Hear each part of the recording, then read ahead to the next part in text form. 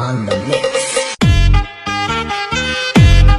Mr. Right and Mr. Left are club tie. On the mix.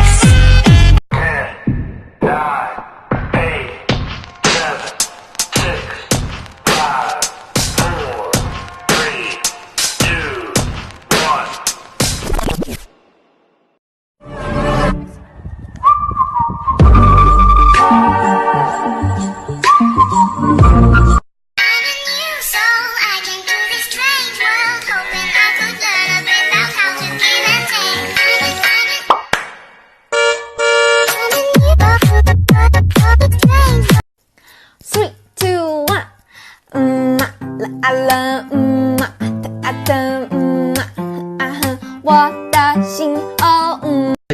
Tay chạm tay, môi chạm môi phẳng tay, môi chạm môi phần dưới tay chạm vào nhau. Hết lời trong từng điều nhạc anh ơi, xin hãy cứ làm em.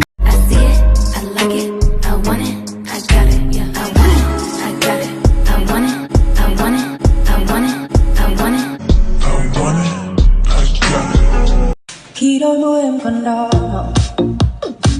Thấy bạn này nghỉ.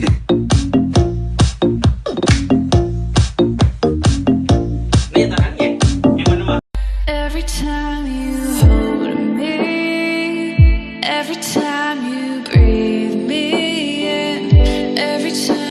Thôi, từ lâu đã thích anh rồi, chỉ mong hai ta thành đôi. Nhà ở đâu thế? Cứ tay lưu trong.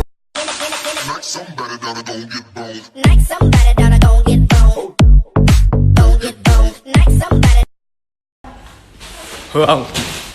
Hương, lương tao đâu? Hương, giả lương cho tao.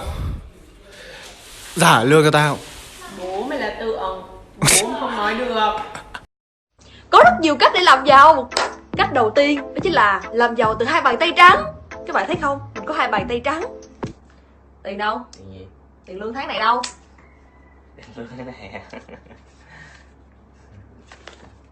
Chưa đủ. Đó, các bạn thấy không? Chúng ta có thể làm giàu từ hai bàn tay trắng. Ui ơi, mày đặt chê người ta mập được như người ta không? Hử? Xí bùm bum ba má chết chùm nào chê tao mập. Ui ơi. On the mix, Mr. Right and Mr. Left are club tie. On the mix.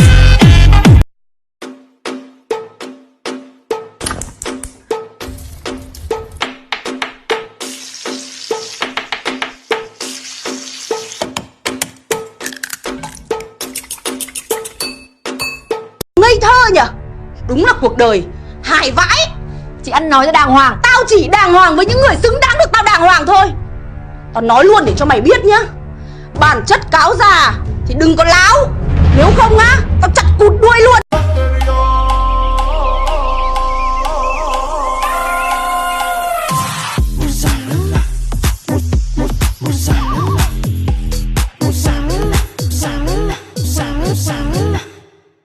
Muốn hòa và muốn cũng thêm ngả từng chút nước chân em.